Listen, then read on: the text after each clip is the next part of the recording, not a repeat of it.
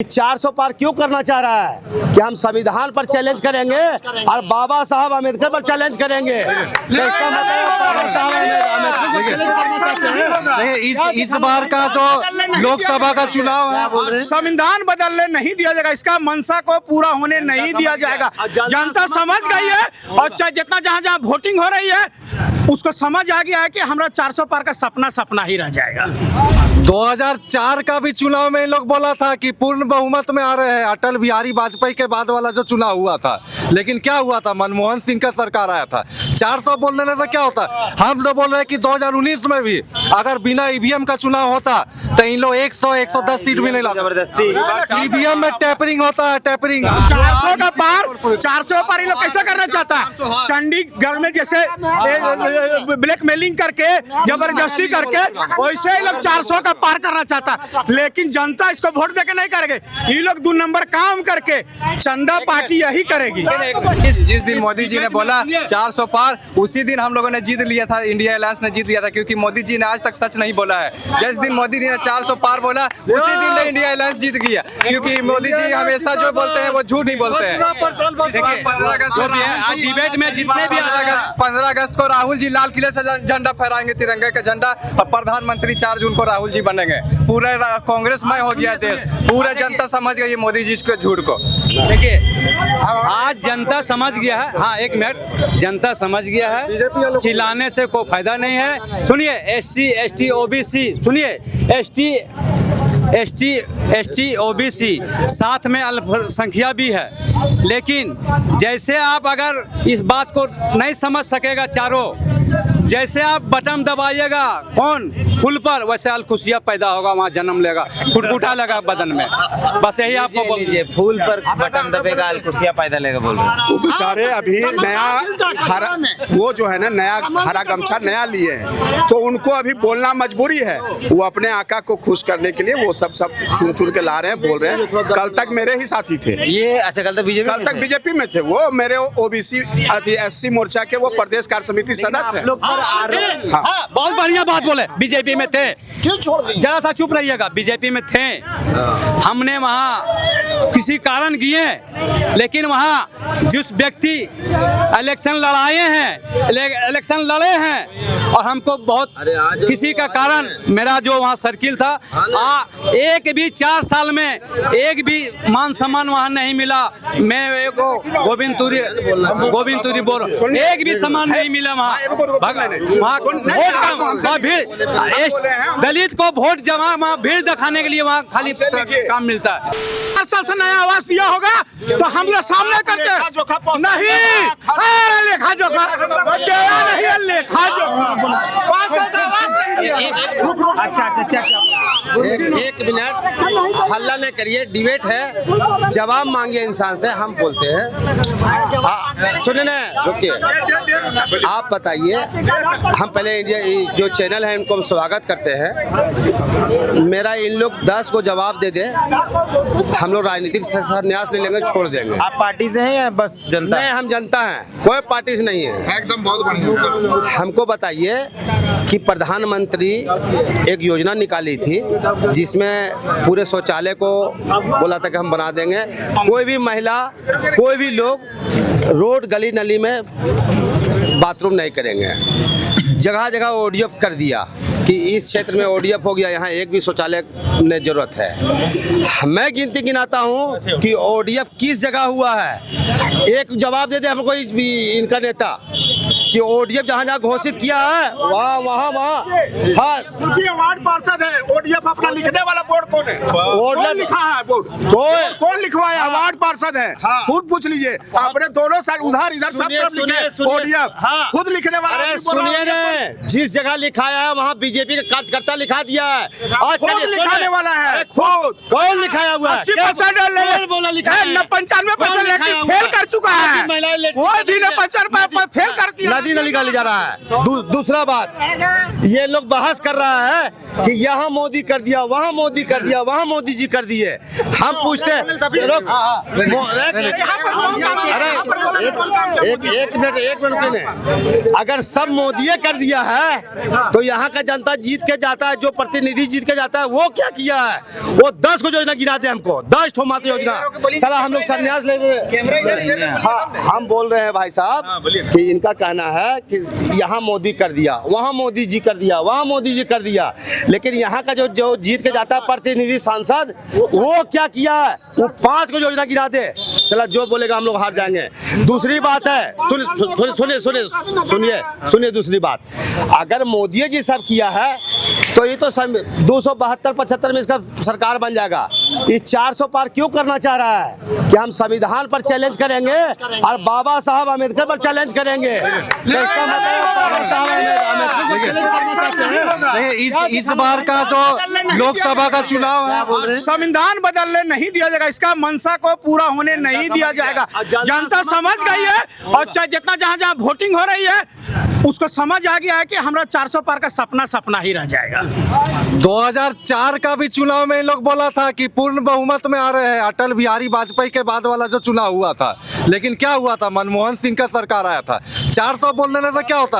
हम तो बोल रहे हैं कि 2019 में भी अगर बिना ईवीएम का चुनाव होता तो इन लोग 100-110 सीट भी नहीं ला। जबरदस्ती ईवीएम में टैपरिंग होता है, टैपरिंग हम मान रहे हैं कि नहीं होता? टैपरिंग होता जब इंडिया गठबंधन ईवीएम को काहे नहीं बाइकाट करता, नहीं चुनाव लड़िए, अरे पूरा हमेशा विरोध करता है। चुनाव ही मत लड़िए, नॉमिनेशन ही मत कराइए। भाई साहब हमको एक चीज बता दीजिए, आज जितना युवा लड़का है यहाँ पर, युवा को क्या चाहिए?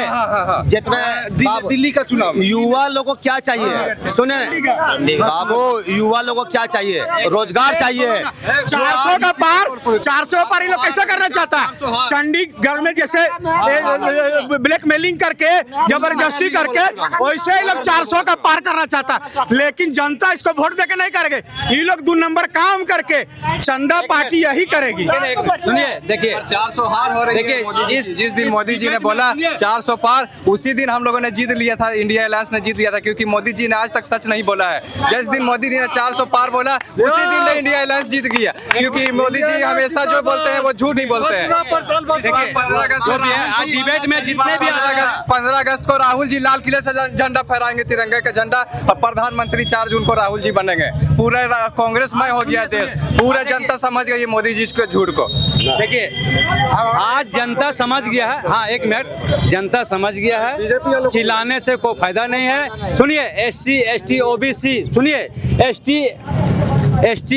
ST OBC साथ में अल्पसंख्या भी है, लेकिन जैसे आप अगर इस बात को नहीं समझ सकेगा, चारों जैसे आप बटन दबाइएगा कौन फूल पर, वैसे अलखुशिया पैदा होगा, वहाँ जन्म लेगा, फुटफुटा लगा बदन में। बस यही आपको बोल दीजिए, फूल पर बटन दबेगा, अलखुशिया पैदा लेगा बोल रहे हैं। वो बेचारे अभी नया हरा, वो जो है ना नया हरा गमछा नया लिए हैं, तो उनको अभी बोलना मजबूरी है। वो अपने आका को खुश करने के लिए वो सब चुन के ला रहे हैं, बोल रहे हैं। कल तक मेरे ही साथी थे ये। अच्छा, कल तक बीजेपी में थे वो, मेरे OBC SC मोर्चा के वो प्रदेश कार्य समिति सदस्य हैं। हाँ, बहुत बढ़िया बात बोले। बीजेपी में थे, जरा सा चुप रहिएगा। बीजेपी में थे, हमने वहाँ किसी कारण किए, लेकिन वहाँ जिस व्यक्ति इलेक्शन इलेक्शन लड़े हैं, और हमको बहुत किसी का कारण, मेरा जो वहाँ सर्किल था, एक भी 4 साल में एक भी मान सम्मान वहाँ नहीं मिला। मैं गोविंद तुरी बोल, एक भी सम्मान नहीं मिला वहाँ। दलित को वोट जमा, वहाँ भीड़ दिखाने के लिए वहाँ खाली काम मिलता है। मैं 30 साल पुराना कार्यकर्ता, आज तक प्रदेश कार्य समिति नहीं बन सका। ये 2 साल में आए, और 2 साल में इनको सम्मान, अब इससे ज्यादा क्या होगा? भारतीय जनता पार्टी का SC मोर्चा का प्रदेश कार्य समिति बने, इससे बड़ा सम्मान क्या हो सकता? हम जवाब देंगे, बोलिए आप। हाँ, जवाब देंगे। हमको जब जान रहा है कि प्रदेश में हमको कार्य समिति सदस्य दिया, और 4 साल में एक बार भी स्टेज पर, सुनिए, एक बार भी स्टेज पर संबोधित नहीं करने दिया, ना मेरा कोई संबोधित नाम लिया, और उसी कारण हम वहाँ देख लिए कि दलित को बीजेपी में सम्मान हो ही नहीं सकता। इसलिए हमरा बोलना यह है कि भारत में 2 गो पार्टी है, एगो चंगू एगो मंगू। इस सब के दुइयों के एगो के कहना है कि हम अखंड भारत बनेबो। अखंड भारत के नाम पर जनता के ऊपर अखरखंड हो करे आज 77 साल से बाकी अखंड भारत के निर्माण ना होले। जखन अशोक सम्राट हले तखन अखंड भारत में कौन कौन हले? हमर तिब्बत हले, अफगानिस्तान हले, गंधार हले, सब हले। लेकिन अभी जे न से सब जाति धर्म मजहब के नाम पर फूट करो एक पार्टी अखंड भारत के नाम पर अखरखंड करे जनता के, और एक पार्टी यहाँ के जे हमनी के पुरखा मरल है शहीद जे होल है ओकर बोले सपना साकार करबो, ओकर नाम से जनता के जे संहार करे ब्लैकमेल करे। अभी जे है जे हमर तिलका मांझी मरल है, जे हमर शिबू सोरेन है, जे हमर यहाँ बड़का जे पुरखा सब यहाँ जैसे क्रांति करके मोर गए ओकरे सपना के जैसे सब बेच के जे न लोकसभा के मुद्दा की सेटा बताओ। लोकसभा के मुद्दा में जैसे इस सब के पास दुइयों पार्टी के पास जे न कोई मुद्दा ना है विकास के, इस सब के पास है एक गो साम दाम दंड भेद। इसलिए इस सब के जे न ककरो ड्राइव करे, ककरो धमकाव करे, ककरो पर ट्रक चाहे देव करे, ककरो झूठा केस में चाहे देव करे। यह लोकसभा हो। आज हमारे एक सवाल का जवाब दीजिए। आप ही मीडिया चैनल के माध्यम से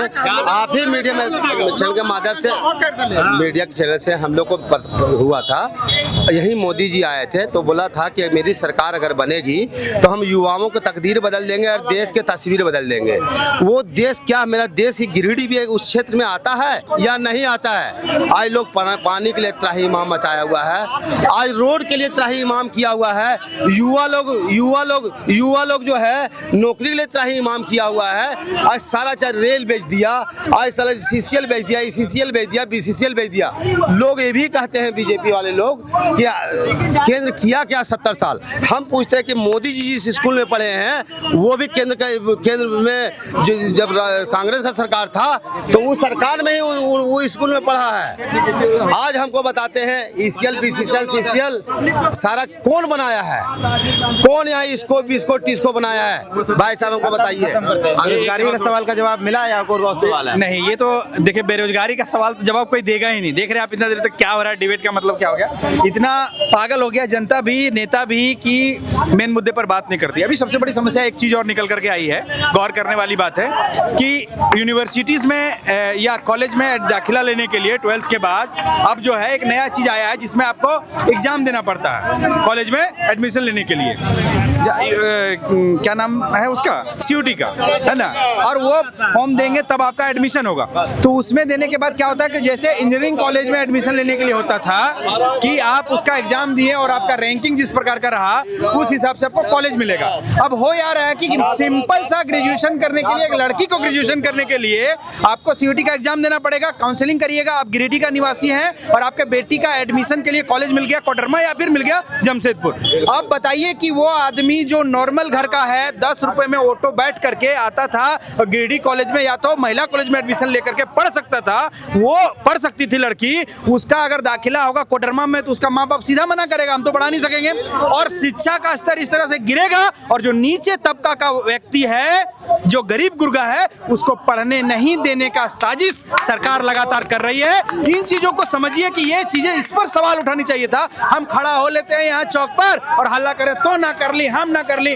जब बोले थे कि जब आग लगेगी तो आपके भी घर जद में आएंगे, चिंता मत कीजिए। एक सवाल देखिए, मोदी जी 2019 से इतना जनता के लिए काम कर रहे हैं, इतना काम कर रहे हैं जो थक नहीं रहे हैं। कारण क्या है? उसको चाहिए कुर्सी और जनता को चाहिए भीतरे, कोई मतलब उसको है नहीं। अभी उसको आराम करना चाहिए और 2024 में जनता उनको आराम करने के लिए मन बना लिया। तो अभी ये गिरिडीह का टावर चौक है और ये डिबेट हम लोग यहाँ समाप्त करते हैं। इनके अपने अपने अलग अलग मुद्दे हैं, अपना अपना तरीका है, अलग अलग पार्टियों की बातचीत है, जनता है, लोग हैं। फिलहाल गिरिडीह के इस इलाके से हम इस वीडियो को यहीं समाप्त करते हैं। हम किसी और इलाके में जब जाएंगे तो वहाँ के लोगों की बातचीत आपको सुनाएंगे। फिलहाल मिलते हैं।